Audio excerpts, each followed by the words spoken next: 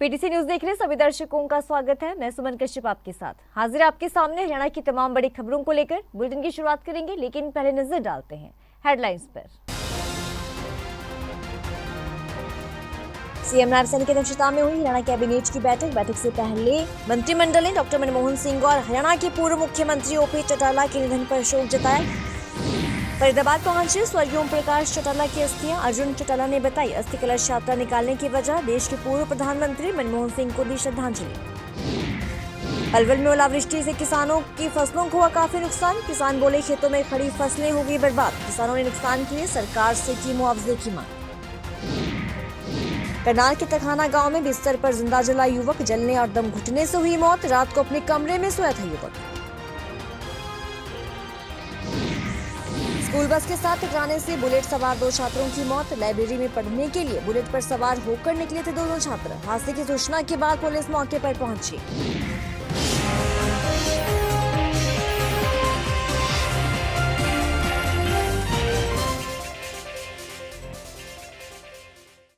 और अब खबरें विस्तार से। मुख्यमंत्री नायब सिंह सैनी की अध्यक्षता में हरियाणा मंत्रिमंडल की बैठक हुई तो कैबिनेट की बैठक से पहले हरियाणा मंत्रिमंडल ने पूर्व प्रधानमंत्री डॉक्टर मनमोहन सिंह के निधन पर शोक जाहिर किया।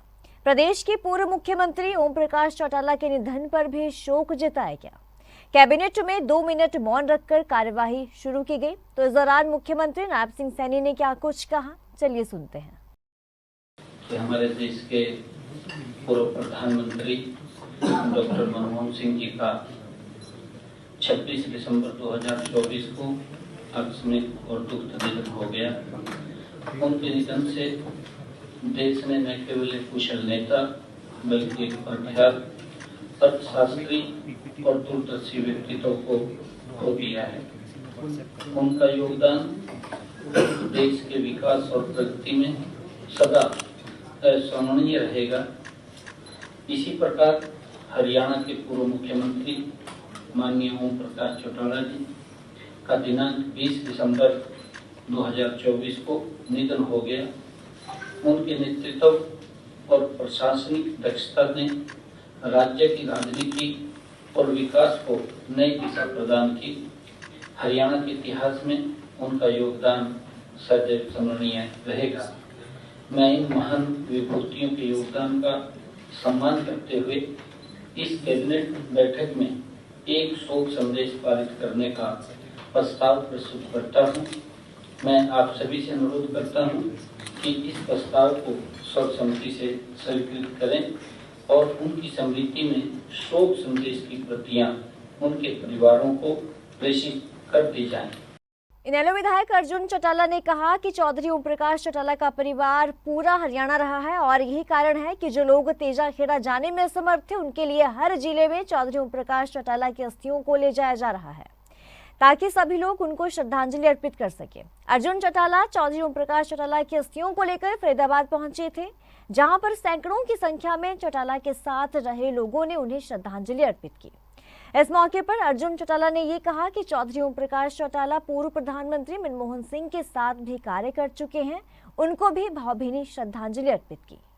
चौधरी ओम प्रकाश चौटाला जी का परिवार समस्त हरियाणा रहा है। उन्होंने हमेशा अपना व्यक्तिगत जीवन भी, राजनीतिक जीवन भी हमेशा इस प्रदेश की सेवा की, इस देश की सेवा के लिए समर्पित किया।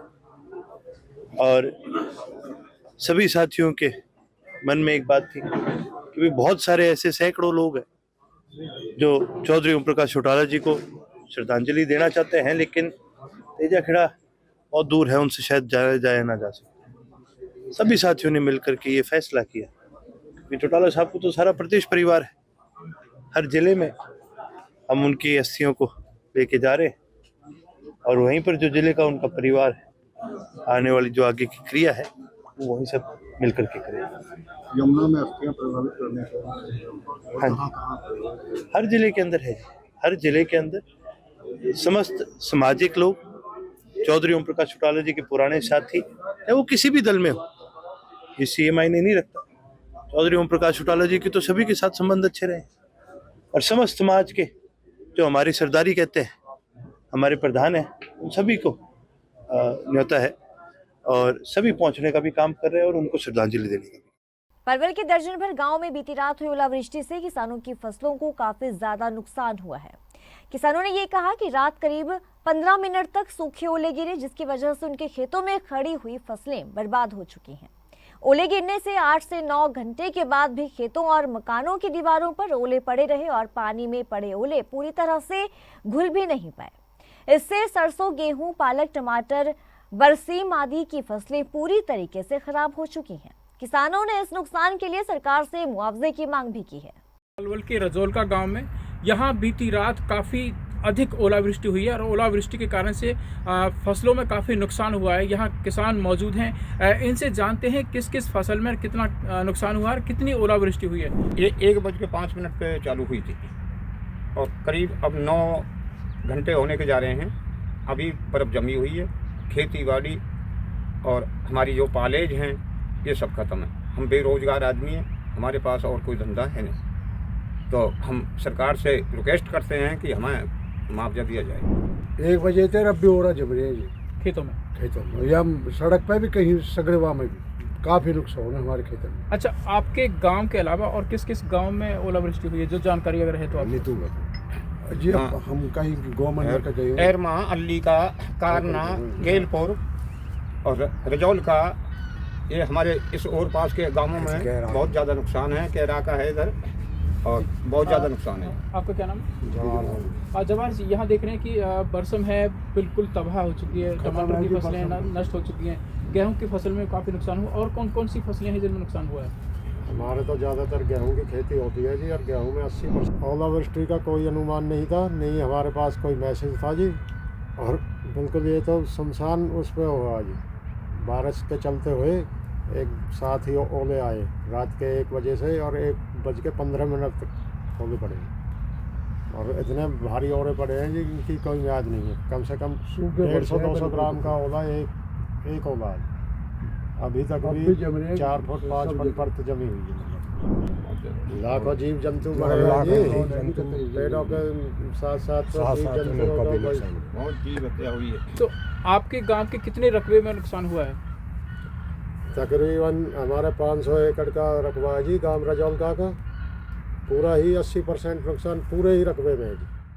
सिरसा में पिछले कई दिनों से हो रही बारिश से जहां एक तरफ मौसम सुहाना हो गया, सिरसा में बारिश होने की वजह से ठंड में भी और इजाफा हो चुका है।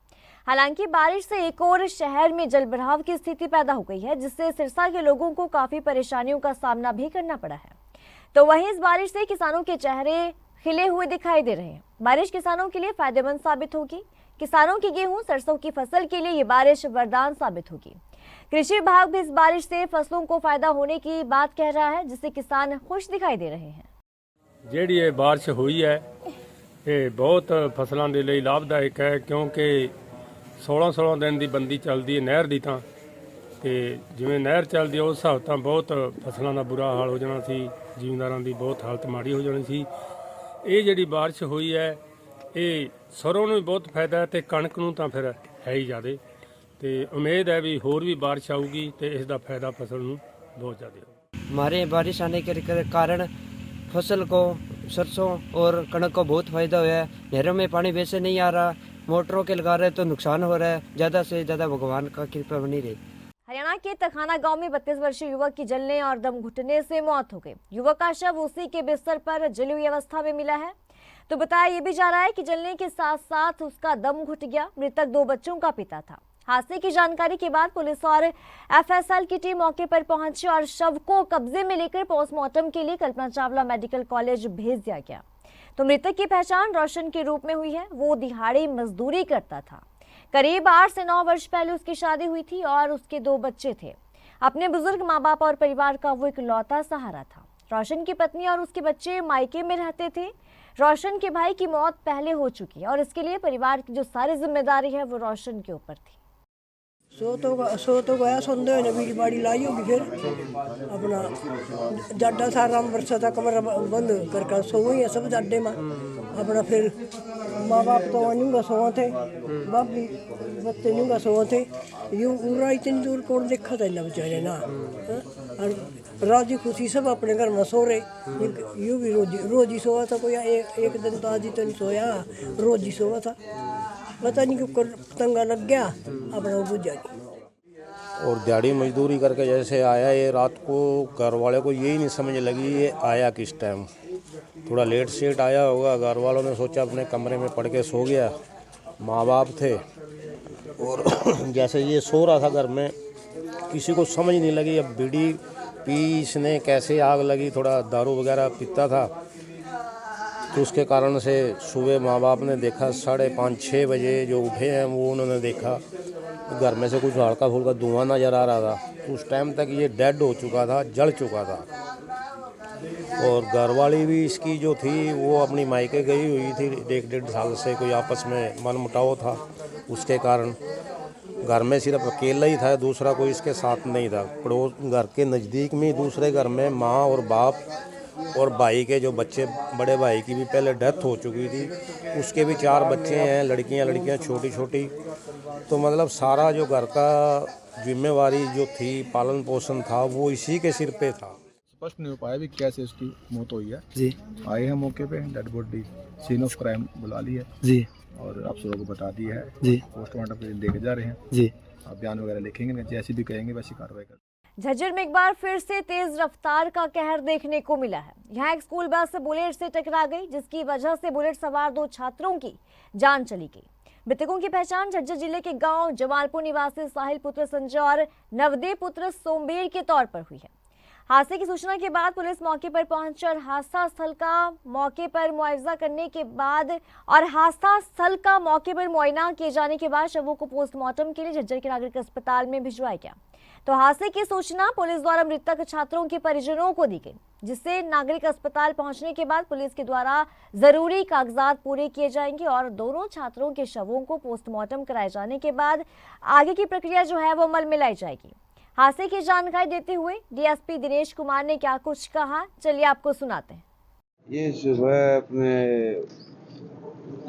ये 2 बच्चे बुलेट बाइक पर थे जो कि पढ़ने के लिए जा रहे थे और रास्ते में कोई स्कूल बस थी जिसके साथ उनका एक्सीडेंट हुआ और मौके पे दोनों डेड थे और अभी उनके परिवार वालों को बुला के जीएच झज्जर लेके आए, पोस्टमार्टम करवा के जो भी उचित कार्रवाई होगी जिसके खिलाफ वो कार्रवाई की जाएगी।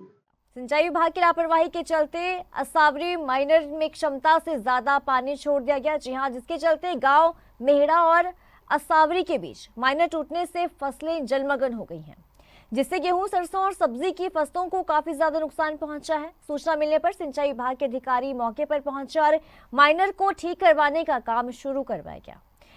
तो किसानों ने नुकसान की भरपाई के लिए मुआवजे की मांग जो है वो सरकार से की है। या भाई 10-12 किलो ठेठ का ही पानी जा रहा है, चल रहा है पर। अच्छा। हाँ, गेहूँ सरसों में आगे सब्जी ला रखी है। अच्छा, सब्जी भी लगा रखी है आगे आपने? बिल्कुल भाई। उसके अंदर भी आपके काफ़ी नुकसान हुआ है? काफ़ी नुकसान चाले हुआ है नड़ोक पे। यहाँ पर करीब 14-15 एकड़ में सब्जी लगा रखी है। अच्छा जी। और इसमें तरबूज और खरबूजा लगा रखा है और ज़्यादातर ये करीब मानो 4 से 5 एकड़ अगर टोटल मिला के नुकसान लगाएं तो 4 से 5 एकड़ में नुकसान है। 1 एकड़ में खर्चा आता है करीब 1 से 1.25 लाख रुपए, क्योंकि ये लेबर का भी बहुत खर्चा हो जाता है इसमें और शेड भी बहुत महंगा आता है तरबूज और खरबूजे का। इस बुलेटिन में इतना ही। खबरों की ज्यादा अपडेट के लिए आप बने रहिए पीटीसी न्यूज के साथ।